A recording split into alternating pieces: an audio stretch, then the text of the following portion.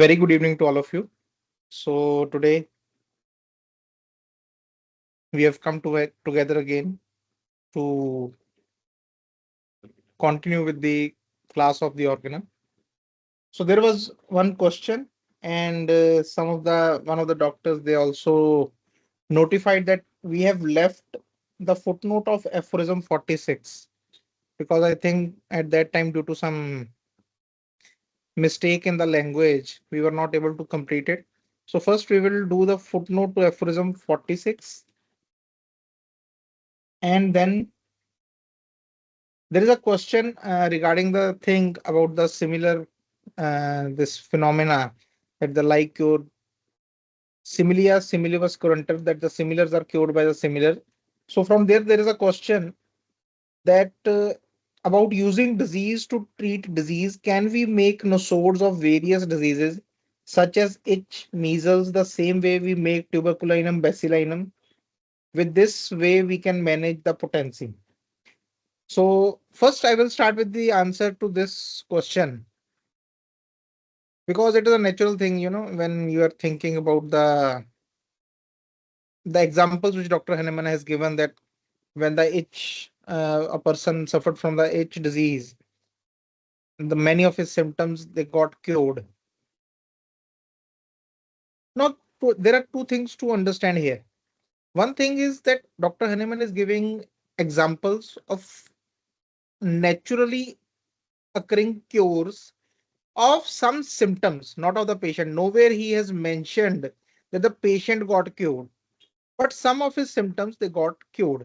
Even in the footnote to aphorism 46, which we will discuss, he's mentioning about the same thing, which regarding this question, that it is not that after coming of itch all the disease was gone, the whole of the disease was gone. No, it was only that few symptoms were gone. And regarding this thought, regarding this query of making the nosode of various disease such as itch, measles, that will we be able to cure this thing? Let me tell you that the carcinosin and the carcinosin, a nosode which is made from the breast cancer, from the this discharge of the breast cancer, has a very bad record of curing breast cancers. I had three cured cases of breast cancers. I'm not telling these remedies so that you start thinking that these are the remedies for breast cancer. I'm just telling you that none of the cured cases which I have seen in my clinic, in my father's clinic, even in Dr. Vijayakar's clinic, or all the people who I know where the breast cancer was cured, there is not even a single case of carcinosin curing a breast cancer. You might have seen cases where the carcinosin decreases the speed of cancer. It might give it a halt. It might slow down the process, but curing, I'm talking about curing. I'm not talking about the palliation part. So I have three cases which are cured of breast cancer, completely cured. One was cured by pulsatilla, one with CP, and one with sulfur. So if we go with the thinking, why this thing fails? You will find very few cases which will be cured of tuberculosis by tuberculinum. Very few cases. Why this thing is? Because it's a simple thing. When we are thinking that, okay, let's take some part of the disease and make a remedy and then give it. Similarly, you are just taking a part of the disease. The disease is Sora, which is in itself of dynamic origin. But if we are thinking that taking some matter from that diseased part, just a part of the disease, very small part of the disease. When someone is suffering from tuberculinum, he's not, the problem is not tuberculinum. We do not go with the approach of curing tuberculosis. Sorry, problem is not tuberculosis. We don't go with the approach of curing tuberculosis. We go with the approach of curing the patient. Until and unless we differentiate between these two things, the patient and the disease. Okay, you can make a nosode of a disease, a very small part of disease, but you cannot make a nosode for the patient. Patient is sick. Patient is sick.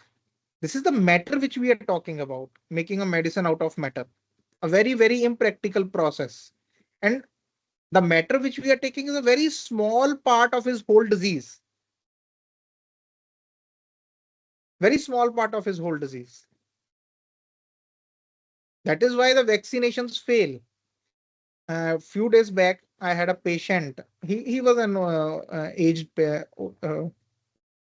somewhat old in his age, and he had polio. So just out of the curiosity, I inquired that whether he had the vaccination, he had taken the vaccination of polio or not. He said, I got polio mellitus after polio vaccination. So these things, this kind of approach, okay, in theory, it might seem a good approach. But when you go more deep into it, the matter is not the causation of the disease. In homeopathy, we are going after the causation. What is the cause of the disease? Actual cause, the dynamic cause.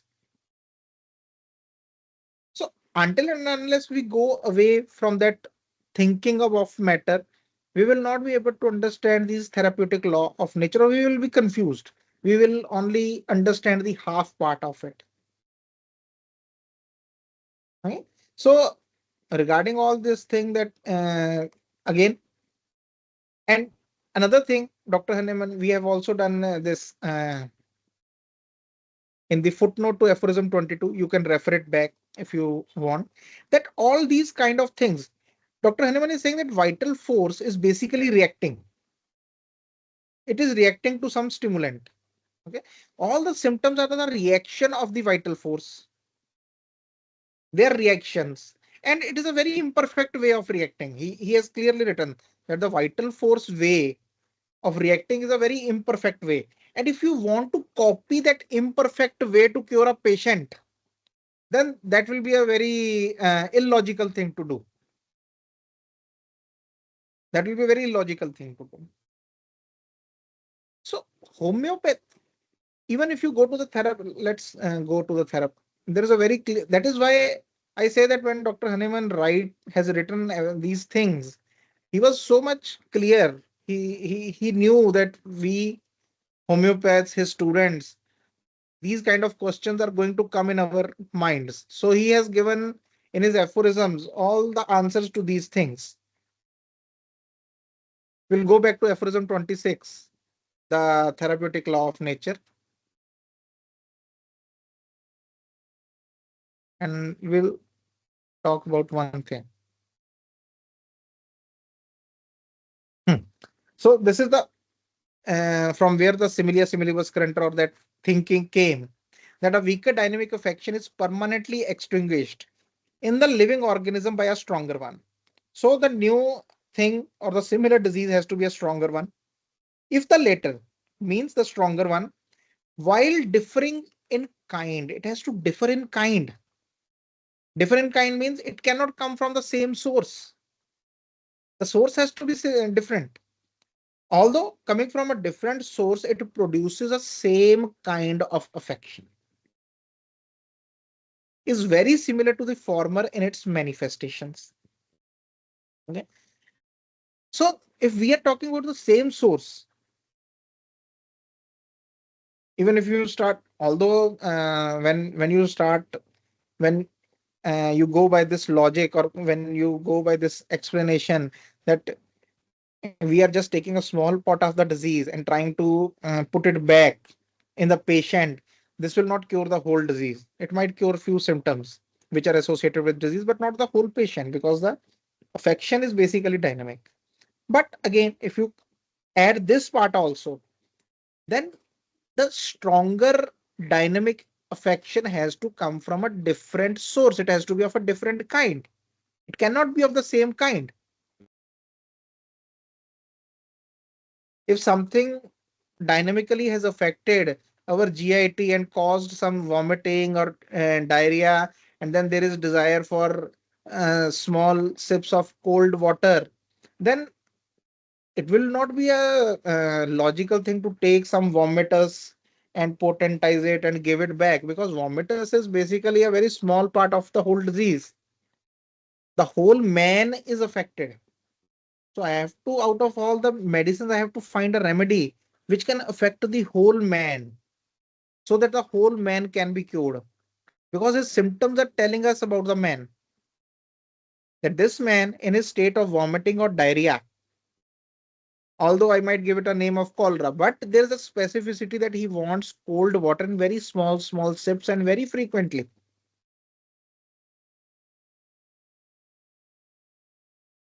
But if I think about taking the vomitus and then dynamizing it and then giving the dose out of it, it might cure the vomiting part, but it will not cure the whole man. It might stop it for some time, because disease is not coming from only GIT, it is coming from everywhere. When a man is sick, the whole man is sick. It is not only one part that he's sick about. The whole man is suffering.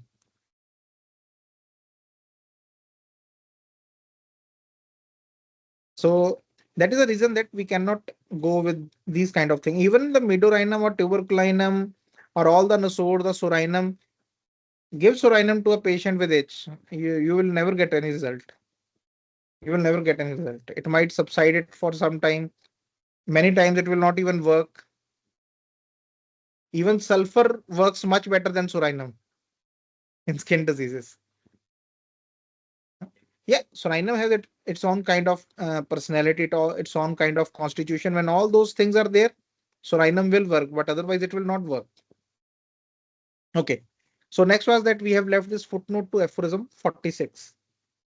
So the footnote is about the similar examples where the disease, the nature has cured homeopathically in the nature, not by some medicine, but in the nature, the cures were seen by a homeopathic way.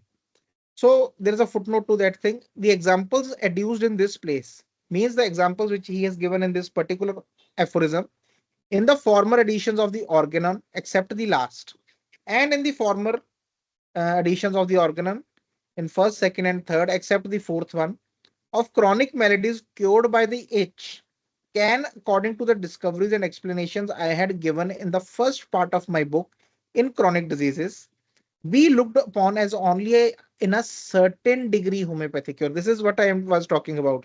The Dr. Hahnemann knew that these kind of questions will come into our mind, so he has already given this explanation that even in my book of chronic diseases or in this part or in the previous editions, I have given few examples where the nature has cured homeopathically, or these are the discoveries or explanations which he has given, but they should be looked as only in a certain degree homeopathy. They are not complete homeopathic cures, but in certain degree. Few symptoms were cured by these kind of diseases because these diseases were commonly seen producing such kind of symptoms. So he was just giving us an explanation, an example of what is occurring in nature also. And if we can understand that part of the nature, if we can understand that law of the nature, then we can develop a science based on that thing, which can actually give cures to the patients. The great maladies which thereby disappeared. So he's saying in that those natural cures, the cure which occurred in the nature, by the natural nature, suffocating asthma of many years standing and pulmonary phthisis were themselves originally of psoric origin. So all these great things, even he has given the cases where asthma of many years, all a case of pulmonary phthisis, they were cured. So their symptoms of this thing were cured by these things, but they were actually of psoric origin. But psora was never cured. The symptoms were cured. Widely spread life-threatening symptoms of an ancient sura that had been fully developed in the interior of the system.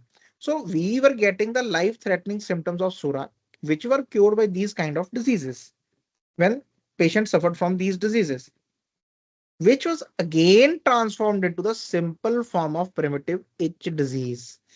So they got transformed into a simple form of the disease, but it was never cured. This is what we need to understand. That it basically brought it back to some simpler form. These things happening, but they were never cured. Form of primitive itch disease by the cutaneous eruption resulting from the new infection. So from a new infection, a cutaneous eruption or some itch disease developed, which basically decrease the symptoms of the asthma and pulmonary psoriasis or many such kind of diseases in many patients. And it is very commonly seen if people they start having skin diseases of some kind. For example, if you look at the patients who are suffering from eczema or psoriasis or some chronic itch diseases, you will find very few patients who have some other diseases or symptoms. Although many kind of, like for example diabetes or hypothyroidism may develop later on because of the steroidal applications, but for many years you will find that they didn't had any kind of internal disease, no gastric problems, no urinary complaints. All those complaints will only develop after they start using something, and when they stop, the skin disease comes back, those symptoms will reside, they will subside. So from here also, this part, that when the disease is completely shifted to the cutaneous eruptions, the skin diseases, you will see that the whole disease from the internal side of the body, it is like kindly gone. But then again, saying that the patient got cured is not the right word here. The disease basically shifted to a more primitive form, as always happens in such cases, whereby the old malady and the dangerous symptoms were made to disappear. So the dangerous symptom that disappeared and it was basically converted back to the some kind of skin eruptions. Such a transformation into the primitive form is therefore only to be considered as a homeopathic healer of these extensive symptoms of highly developed ancient sora, in so far as the new infection puts the patient in much more favorable condition to be cured of the whole sora by antisoric medicines. Okay, so still you will need an antisoric medicine. Even if this thing happens naturally, still you will need an antisoric medicine. So to conclude the whole thing, even when these kind of things happens, although they're very rare, first of all thing, but rarely also when these kind of things happen, they basically can decrease or transfer the disease to a more simpler form. But curing the patient, the aphorism first and second, that cannot happen without an antisoric medicine because sura is still there. It is still there. If it is not treated in a proper manner, then it will start taking some other forms. So again, coming back to the question, that making some nasod will not give us the answer because it is not going to cure the patient. It might decrease some symptoms of the whole disease. But if you are decreasing some symptoms, then some symptoms in the other parts of the body, they will increase. That is a problem. If you cut one branch of the tree, some other branch or the leaves on some other branch will keep coming up because the root is still there. The root is still there. So I think I was clear enough for the question. If still there is some doubt, you can message me right now also, or you can message me afterwards also. So we'll start with our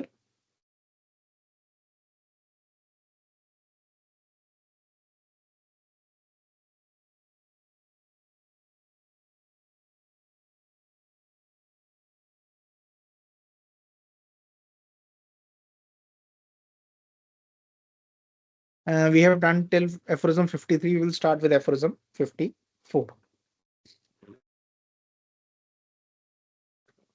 This, the homeopathic way, must moreover, as observed above, from aphorism 43 to 49, be the only proper one because of the three possible modes of employing medicines in diseases. It is the only direct way to a mild, sure, permanent cure without doing injury in another direction. So, earlier he has talked about the three ways of employing the medicine, the contrary, the opposite way, the similar way, and the heterogeneous way. We have discussed about it. So he says that out of all these three methods, the possible methods, only the homeopathic mode, which we can see from all the examples given in the aphorisms, it seems that only the homeopathic way of employing the medicine is a mild, sure, permanent cure.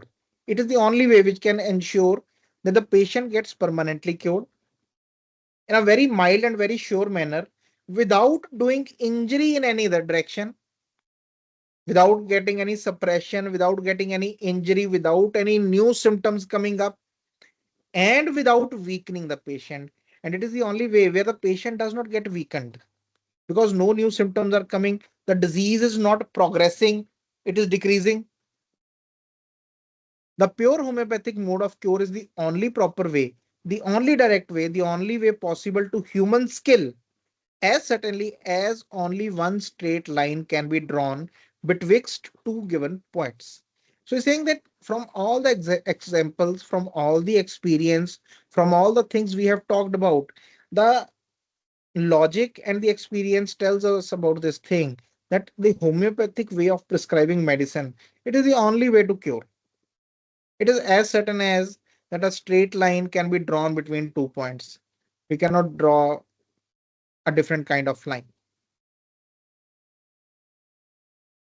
So homeopathic way, like, so what are the three things which he has basically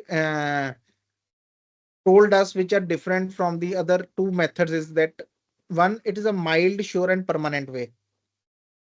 Many examples of the patients who say this thing, that once upon a time we took this medicine for this, we were suffering from this and we took a homeopathic medicine and we never suffered from it again. So many patients, they tell about this thing. Then no injury or suppression of the disease. If you are giving the medicine in a proper way as it is described in a very small dose, there are no chances that it will cause any kind of injury to the patient or any kind of suppression. Okay, there are only chances of getting bad aggravation is when the dose is too large, when it is repeated too often. Otherwise, the medicine, it is so mild, so minute, so small that it cannot produce any kind of new symptoms. Then the most important part is that the weakening of patient does not happen. It is not that after your medicine, the patient will get more weak or the disease will start progressing. Most of the thing which can happen is that your medicine will not work. Even if it partially works, the homeopath, then even the patient will feel some amelioration. If it works completely simillimum, it is completely simillimum to the case, the patient will be very beautifully recover. He will or she will very beautifully recover from the disease. The last thing is that your medicine will not work. Even if it does not work, if it is completely dissimilar to the case in front of you, then the disease will progress with whatever the speed it was progressing with. So on the other side, if you see that there is no harmful effect of this way of giving the medicine, because we are not palliating the disease, we are not, but it has to be with a homeopathic approach. Okay. See, I always say that the medicines are not homeopathic. Dr. Hahnemann has very beautifully said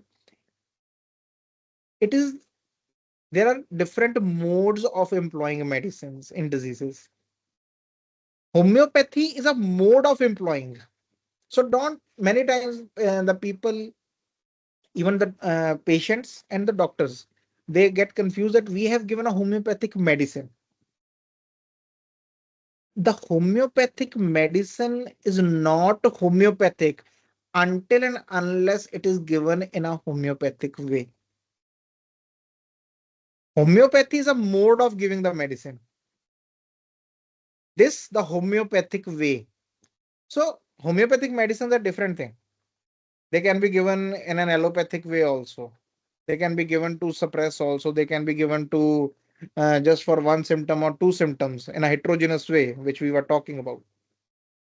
They will only work when we are giving it in a homeopathy. If you are giving arnica for injury, many times you will find that you will not get any cure with that thing. Hypericum, arnica, you will not get Bellisp, symphytum. There was a case which mm, of Dr. Jonkol few, I think last year she discussed with me of such a case who had bursitis after the injury of a patient. And all these medicines were given because of the injury.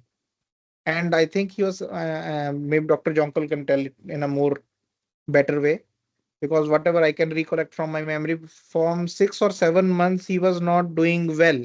He had this formation of bursitis, which was not getting cured, and it was a very painful situation.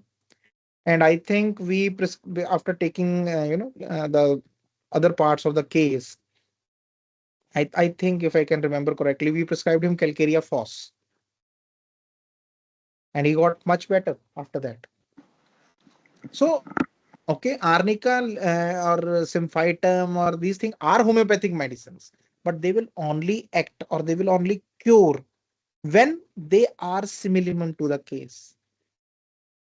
If we will give just with the this thing that okay, injury, give this first remedy. If it does not work, give the second remedy. If that does not work, then give the third remedy. No, then we are just kind of we are not doing it in a proper way. It is not out of 10, one may respond to the case or two may respond in this way, but that I will not say that homeopathy is made to cure two cases out of 10. Homeopathy is made to cure 10 out of 10 cases. And until unless we have that kind of vision, because to work on a path, you have to have a vision that I want to do this thing, that this should be my this destiny. I have to reach at that point. So whenever I talk, my goal is very clear that we have to reach at that point where we are 100% accurate. If 100 patients come to me, I want 100 of them to get cured. I'm not happy with 90. I'm not happy with 95. I'm not even happy with 99. The 100 means 100 because we have a way. If with this way we can cure 6 patients, 7 patients, then why not 10? Why not? So it is very important to understand that homeopathy is a way of giving the medicine. So we should not get confused between the medicine being homeopathic, that it means that we are giving a it is giving we are giving in a homeopathic way. No, even only potentization of a medicine is not important. Even a potentized medicine will only work when we are giving it in a right way. That is the important thing to understand. Okay, those things are important. The small dose is important, but the primary principle is very important. The similia similibus currenter. It should match the whole. That is very important. Even if it is an injury, even if it is an eruption, it should match the whole patient. The aim is the patient, not his injury, not his eruption, not his cancer, not his tuberculosis, not his eczema. The aim is the patient. So moving forward to the aphorism 55, the second mode of employing medicines in diseases, the allopathic or heteropathic way, which without any pathological relation to what is actually diseased in the body, attacks the part most exempt from the disease. So he's saying that allopathic way, the heteropathic way, it is a very a, a different kind of way to treat the diseases because it does not do anything. It does not have any pathological relation. The medicine, they don't have any pathological relation to what is actually diseased and attacks those parts which are exempt from the disease. Those parts where the disease was not even present, there were no symptoms. It attacks those parts in trying to cure the disease in order to draw away the disease through them and thus to expel it. As is imagined, has hitherto been the most general method. I have treated of it above in the introduction and shall not dwell longer on it. He said that I have talked so much about this method in the introduction of the Organon, and I will no longer talk on it. But I will give you an example. Many of the doctors present, they must have experienced this thing in their practices uh, because many medicines, when I see the medicines, I always look whenever there are patients, they are coming with a long list of medications, the allopathic medications which are they are taking. I always take the note of that how this medicine is basically working. So I'll just take an example of a medicine which is usually given for diabetes mellitus, teneligliptin. It might be in some other form in Thailand or Brazil, but in India it is in the form of teneligliptin. So how it acts, the teneligliptin? Now, let's see. First, the problem, diabetes mellitus is the problem of beta cells of pancreas. So if we say that the disease basically belongs to the pancreas, and even in that, in the beta cells. But how this medicine acts is, this medicine does not act on pancreas or on the beta cells. This medicine basically acts as an inhibitor to DPP4 enzyme in the gut, in our intestines, even in the other parts, in kidney or in the liver also, we have DPP4 enzyme. And similarly, in the gut also, we have DPP4 enzyme. So what this medicine do is, it inhibits the DPP4 enzyme. It does not let it work. Now, what is the work of this enzyme is that this enzyme is a proteolytic enzyme. It basically helps in the lysis of the protein, breaking down of the proteins, and helps in protein digestion and metabolism. And after having meals, helps in increasing glucagon. Glucagon is a reverse uh, this what you can say hormone from the insulin. Okay, glucagon is basically released by our alpha cells of the pancreas for the glucogenesis. So basically, it inhibits the production of glucagon so that the glucose metabolism goes down. When we are eating food, the food has to be broken down into simpler forms. The proteins have to be broken down into simpler form. The carbohydrates have to be broken down into the glucose.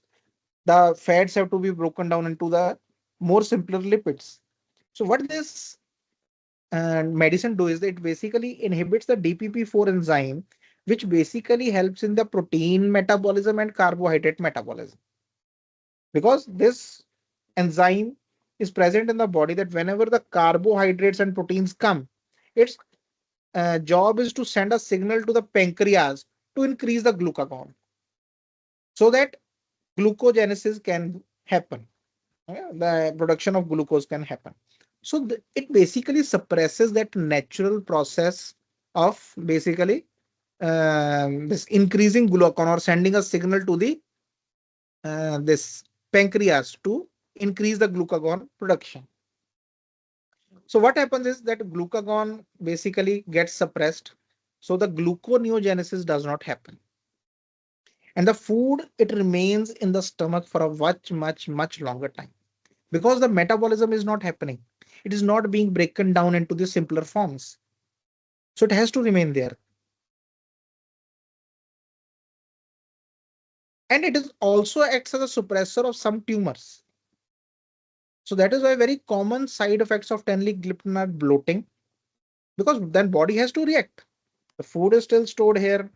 It has to react in a way that this thing gets empty. So the bloating happens or the diarrhea happens. And most of the patient, they basically complain about this thing, that they have this uh, undigested food particles coming in the stools, and lowers the blood sugar because it is suppressing the glucagon. Gluconeogenesis is not happening. New glucose is not being formed. And because the glucagon is going down, so reversely, the insulin goes up as much as it can. So the whole thing basically decreases the blood sugar. Many times the patient, they go into very low sugars, very low levels of the blood sugar. So the problem of is the pancreas, but the medicine is acting on the intestines. This is what Dr. Hanuman is talking about.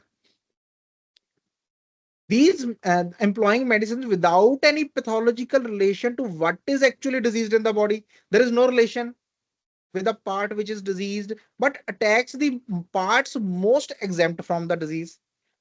There was no problem with the gut. That is why mostly with the teneligliptin, the doctor they prescribe some kind of antacids, they prescribe some kind of probiotics, because they know that diarrhea might happen or something bloating or this thing might happen. So give some bacteria which can break down the food into more simpler forms. So, and you will find so many medicine. There is also one medicine of diabetes. I don't know if nowadays it is in the market. It what it used to do was, it used to basically, it acted on the kidney. It will increase the size, the filter of the nephrons, so that the blood sugar can pass through the filters and basically be released in the urine, so that the blood sugar levels in the blood they come down. Now the kidney is not having any kind of disease, but when you act on, when a medicine is acting on the kidney, and it is basically affecting the structure of that thing. So that is why after long time, then we say that it is a complication of diabetes mellitus. It is not a complication of diabetes mellitus. It is a complication of the medicine given for the diabetes mellitus. But in our pathological books, it is written that it is the kidney, diabetes or the high blood sugar, they affect kidney, they affect liver. No, they affect the kidney or liver because they are affecting on the DPP4 enzymes. They are affecting on the structures of these organs to decrease the blood sugar. The medicines are affecting on them. The diabetes is not affecting on them. So when we understand this thing, that how the medicines are working, you can go on the internet and search all about these medicines. You just have to put any medicine and see how it works. Just put it that how this medicine works. You will get the whole process, that how they are working. And from there you can understand that these medicines, they are acting on completely different part of the body from where the disease, even if we see anatomically or physiologically, the disease is not basically being coming from that part. So aphorism 56, the third and only remaining method of employing medicines in diseases, which besides the other just alluded to, is the only other possible one, is the antipathic or enantiopathic or palliative method. Then the third method is the antipathic or palliative method, where we give the completely opposite of the symptoms. For example, there is a fever coming up, we give a medicine which is antipyretic to decrease the fever. So that is more a contrary one, wherewith the physician could hitherto appear to be most useful, hoped. So he's saying that after, if he is not doing homeopathy, out of allopathy and antipathy, physician could be most useful with this method, because at least he is giving momentarily amelioration to the symptoms. Wherewith the physician could hitherto appear to be most useful. Dr. Hahnemann in his Organon has put the appear word, I can remember, in italics, because the word is that although we cannot say that a physician is useful, but can appear. It appears that he is useful, because useful a physician can only be when he cures the patient. Right? So he says that okay, the second best thing is to appear to be most useful, and that is by the antipathic, and hoped most certainly to gain his patient's confidence by deluding him with momentary amelioration. So he's giving the medicine to momentarily ameliorate the patient, and Dr. Hahnemann is using the word deluding, that he is deluding him, he's kind of conning him or gaining the patient's confidence by just ameliorating the symptom but not curing the disease. But I shall now proceed to show how inefficacious and how injurious this third and sole remaining way was.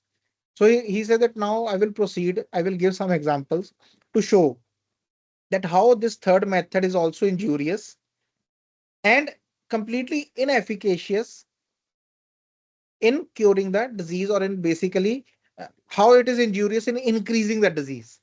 How injurious this third and sole remaining way was in diseases of not very rapid course.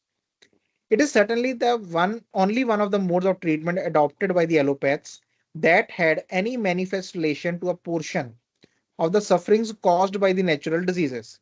He's saying that this is the only way which is used by the allopaths to basically decrease the suffering or some portion of the suffering, to give some medicines which basically act in an enantiopathic way or in an opposite way. But what kind of relation is that? Of a truth, the very one exact contrary of the right one. That ought most to be avoided if we would not delude and make a mockery of the patient affected with a chronic disease. He's saying that it is a completely opposite thing.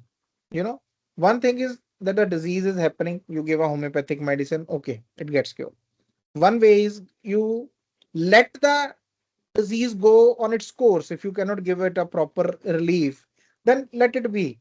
You know, if something is going to happen after 1 year, it is going to happen after 1 year.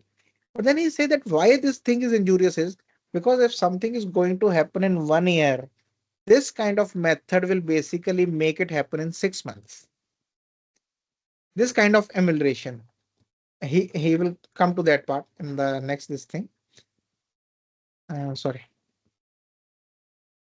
So there is a small footnote. We will just, because it is in with the aphorism 56, or I will come back to it. I will come because otherwise we will lose the momentum of that part.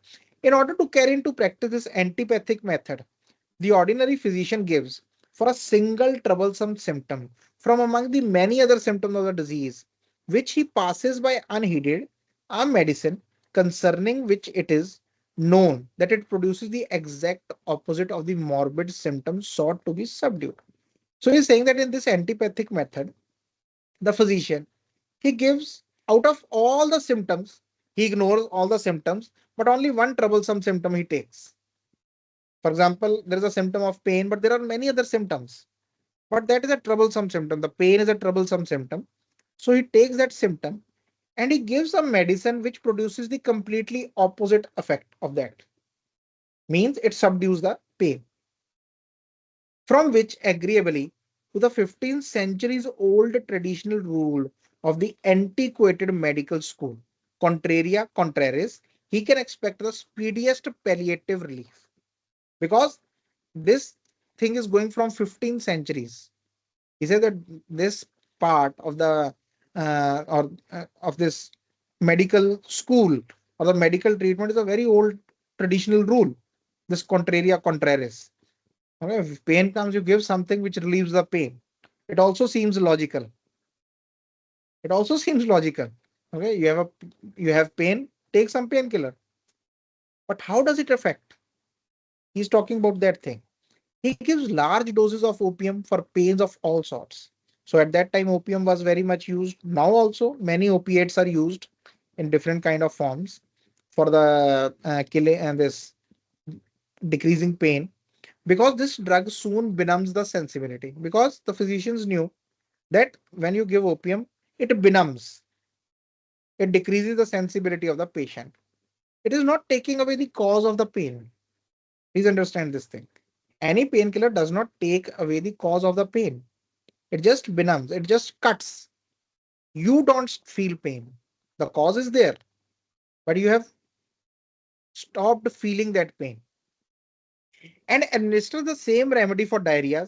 Even for the diarrhea, he will give opium because it speedily puts a stop to the peristaltic motion of the intestinal canal and makes it insensible because it basically stops the peristaltic movement of the canal. That is why prolonged opium takers, they start getting this tendency for constipation, and it also makes it insensible. And also for sleeplessness, because opium rapidly produces a stupefied comatose sleep. And even for sleeplessness, opium was given because opium produces a contrary effect. He gives purgatives when the patient has suffered long from constipation and constiveness.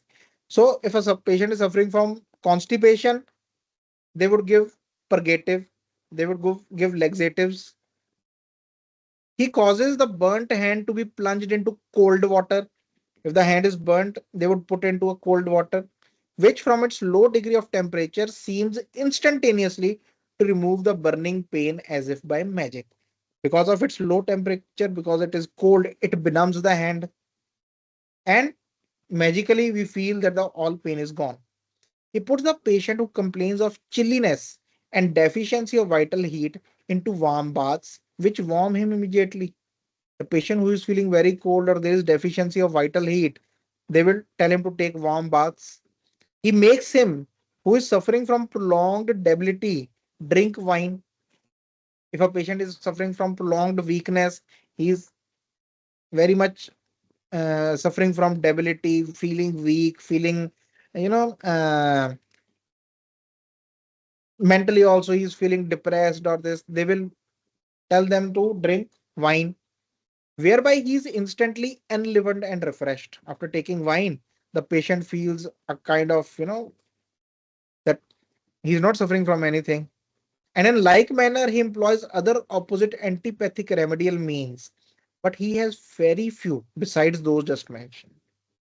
And he's saying that besides these kind of antipathic or the means, there are no other means for other kind of symptoms or diseases. Okay? As it is only of a very few substances that some peculiar primary action is known to the ordinary medical school. Now that is the problem. That here the whole improvement or whatever we are saying, that amelioration of symptom are happening by the primary action. It is being done by the medicine. What will happen when the secondary action will come of the vital force? Because secondary action is completely opposite to the primary action. The opium in its primary action, it can decrease the loose motion or diarrhea. But when the secondary action of the vital force will come, you will see problem with the that the patient will develop constipation, or if the patient is sleepy, is being the sleepiness is being produced by the opium in the patient, in the secondary reaction you will see a more aggravated state of sleeplessness. That is why the medicines has to be increased, because now the same amount of medicine will not work, the same amount of opium will not work, because the disease has become more stronger now. If in estimating the value of this mode of employing medicines, we should even pass over the circumstance that it is an extremely faulty symptomatic treatment wherein the practitioner devotes his attention in a merely one-sided manner to a single symptom, consequently to only a small part of the whole, whereby relief for the totality of the disease, which is what the patient desires, cannot evidently be expected. So the first thing is that in this kind of treatment, in the symptomatic treatment, we are just looking at a very small part of the whole disease. Like I was telling you, the disease is a very bigger thing, and we are just looking at the pain. We are just looking at the sleeplessness. We are just looking at the chill or the heat of the patient. We are ignoring the whole disease. But the patient will get only cured when the whole disease will get cured. So he's saying that we cannot expect that thing from this kind of treatment. We must, on the other hand, demand of the experience. If in one single case where such antipathic employment of medicine was made use of in a chronic or persisting affection after the transient amelioration, there did not ensue an increased aggravation of the symptom, which was subdued at first in a palliative manner, an aggravation indeed of the whole disease. Now he says that I want the experience, that because he's talking to the physicians. He's talking to the physicians who have been long doing uh, the practice, the medical practice. So he's asking them that what does your experience tell? That when we give this kind of treatment, this symptomatic treatment, when we give some painkiller, when we give some medicine for this thing, when the amelioration gets over, does not the disease come in a more increased aggravated state? Although it was palliated for some time, but when it comes back, it is more aggravated than when it was before that palliative treatment. If the patient was given wine for getting out of the debility, when this the effect of the wine will decrease, the patient will feel more weak, more lethargic, and more depressed. And every attentive observer will agree that after such short antipathic amelioration, aggravation follows in every case without exception. And the aggravation will follow because the secondary reaction, the vital force will make it more, the effort to produce the opposite symptoms. Although the ordinary physician is in the habit of giving his patient another explanation of this subsequent aggravation and ascribes it to malignancy of the original disease. So that, but the physician, they will give some kind of different, they have this habit of giving a different kind of explanation that it is the disease is like this, or the malignancy of the disease is like this, the extent of the disease is like this.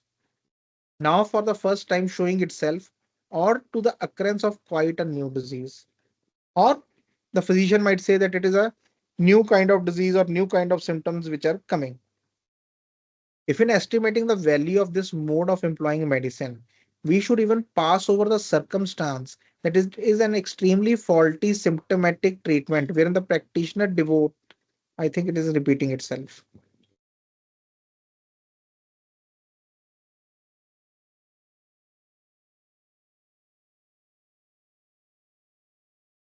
Yeah, it is written two times. I'm sorry.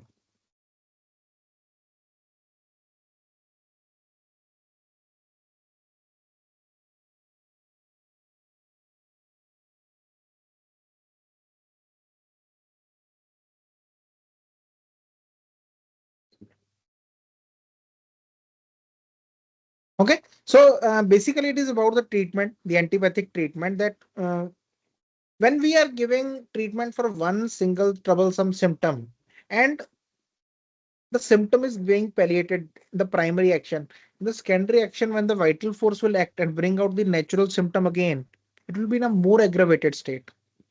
The disease will progress, it will go towards the new symptoms, or the old symptom, they might get violent in a way that the same amount of medicine will not be able to palliate it again.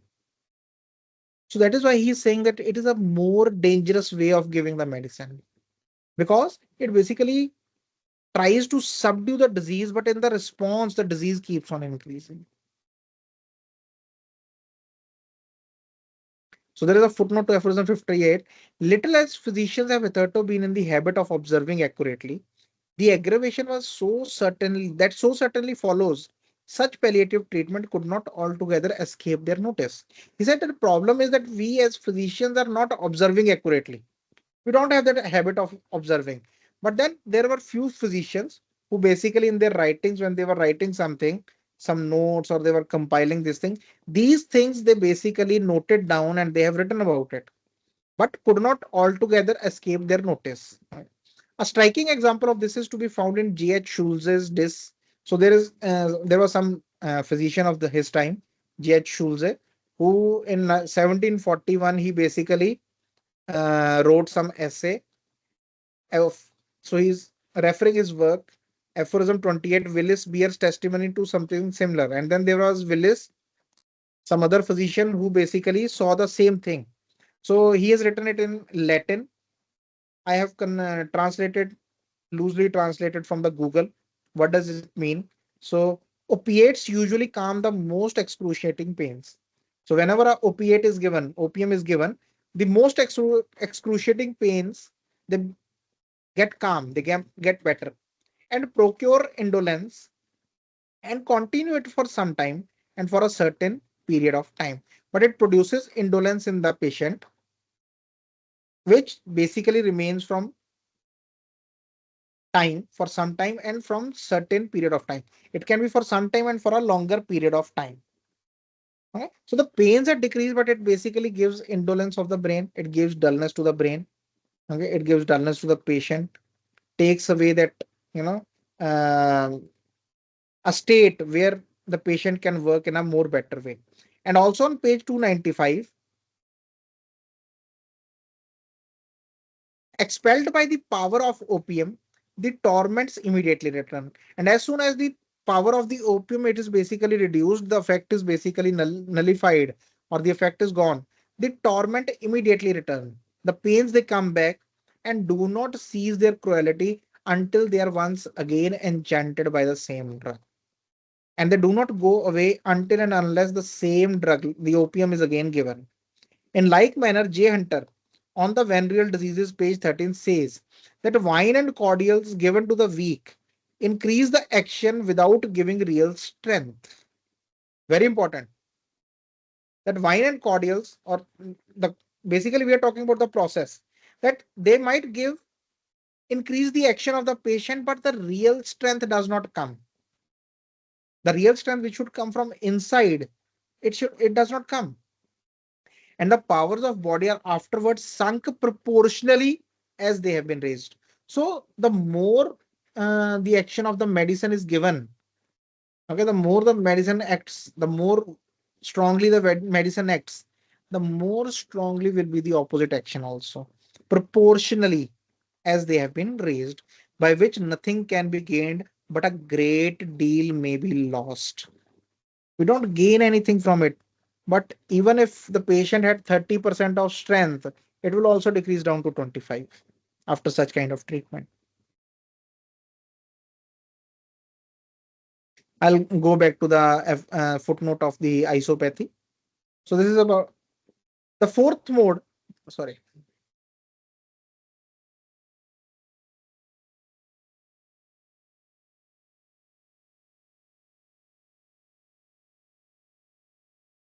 The fourth mode of employing medicines in diseases has been attempted to be created by the means of isopathy. Similarly, what we were talking about with the swords.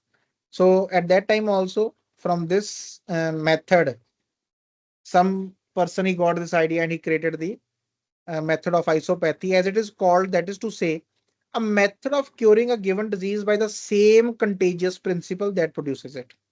Okay, so method of curing a given disease by introducing the same contagious principle that produces it. But even granting this could be done, he said that this could not be done, but even if we suppose that this can be done, which would certainly be a most valuable discovery, yet after all, seeing that the virus is given to the patient highly potentized, and thereby consequently to a certain degree in an altered condition, the cure is affected only by opposing a similimum to a similimum. He says that even if you give it in this way, even if this can become possible, granting this could be done, because from that time till today, it is not done yet. It could not be done till now. Okay. So, but he's saying that, okay, granting that this could be done, but still you are giving a similimum to the similimum. You are following the same method. So he basically telling that isopathy is not a different kind of thought process. It is a manipulated thought process of homeopathy. We can say it that way. Right? So taking just one part of the disease and taking it as this is a contagion, or this is a contagious principle, and giving them saying that you are also thinking in the same way, but you are just not taking the whole thing into the mind. You are not, again, you are not trying to cure the whole. You are just trying to cure something which is produced from the virus. Again, that material thinking is there.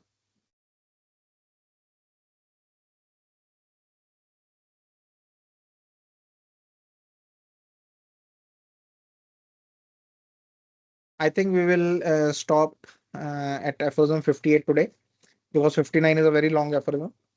So we'll take it up next time.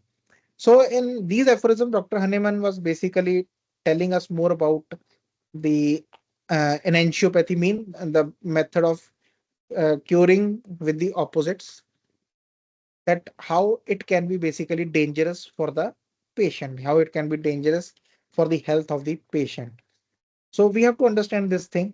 That is why we basically tell the patient not to take much painkillers, or not to take some kind of medicines which can completely act in a reversal process of what we are trying to do. Because that will give a temporary relief to the patient, but it will not take away the causation. None of these methods can take away the causation. None of these methods basically act on the positive factor, on the sora of the patient. So until and unless we basically don't try to cure the sora, or we don't have in the mind that we are going to cure the sora with our method, it will be very difficult to you know, practice homeopathy or practice in a right way. I'm Because till now he's just trying to tell that out of all the ways which, according to the logic, according to the nature, according to the examples which have been given to us, which is the best way, which is the way which can basically help in realizing the aphorism 1 and 2, the ideal cure and the cure of the sick. So till this point, he has basically differentiated on all the methods which are going on at that time, and even now the same thing is there going on. So out of this, he's basically trying to tell us that how homeopathy is the only possible way of curing the patient in a rapid manner and in a permanent manner. And the experience also tells us the same thing. So with that, I will take your leave. Thank you very much for being in this, because I always say that this is a big task.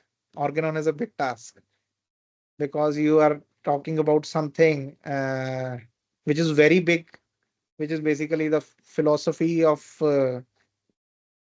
homeopathy or medical science. And so, whatever the experiences I can bring from my side, I just try to put those experiences in front of you. Like I have put this experience of tenligliptin. So I just try to, my vision is that with my experience, with the examples which I have seen, I can tell you the things which I have experienced and which are already written in the organon. Even when the questions are asked, I prefer to go back to the aphorisms that these are already answered. I always want all the homeopaths who are doing homeopathy or who want to come to homeopathy, go to Organon, read Organon, stick to it, because all the answers are already given. The questions which we have, the answers to them are already given. Okay? So with that, I will take your leave. Thank you. Thank you so much.